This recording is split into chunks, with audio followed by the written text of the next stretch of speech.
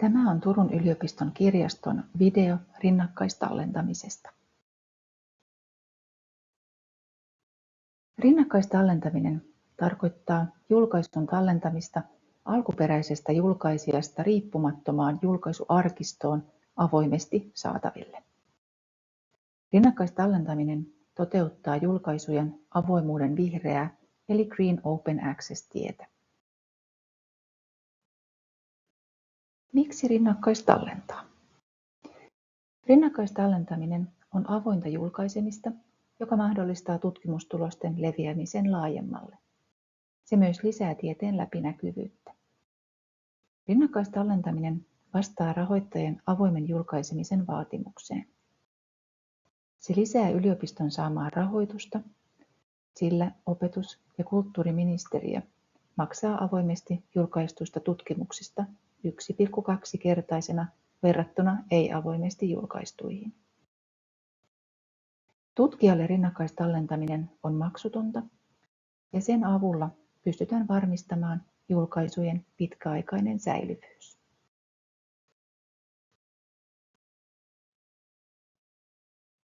Rinnakkaistallentaa voi kustantajan PDF:n, jota kutsutaan myös nimellä Final Published Version tai Version of Record. Tämä on kustantajan toimittama lopullinen versio.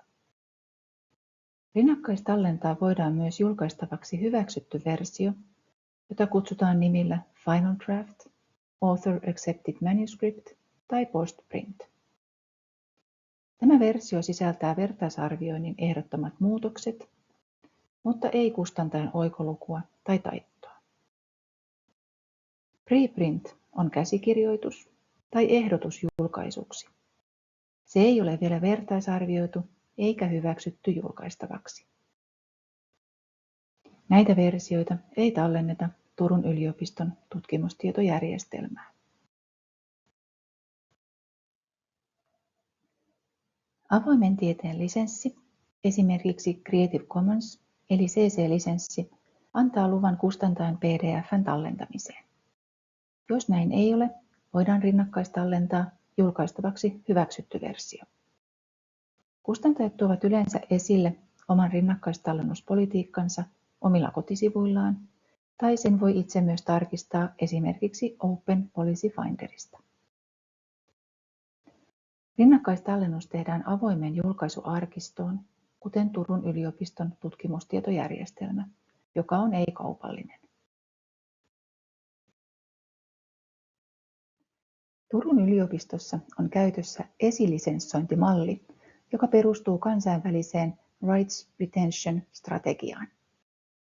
Tämän mallin mukaisesti artikkeli asetetaan välittömästi avoimesti saataville yliopiston julkaisuarkistoon kustantajan mahdollisista rajoituksista huolimatta. Tämä on rinnakkaistallentamista Creative Commons-lisenssillä ilman julkaisuviivettä eli embargoa. Yliopisto on kuvannut mallin verkkosivuillaan, joten kirjoittajan ei tarvitse ilmoittaa tästä kustantajalle.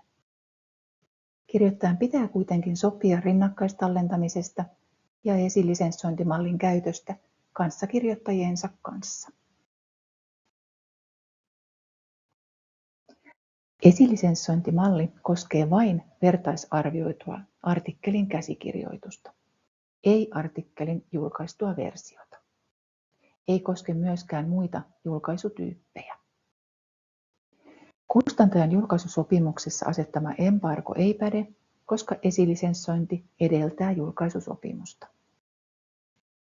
Julkaisusopimuksessa kustantajalla on määritellyt oikeudet artikkelin julkaistuun versioon. Esilisenssoinnin myötä tutkijalla kuitenkin säilyy oikeudet vertaisarvioituun käsikirjoitukseen ja sen rinnakkaistallentamiseen.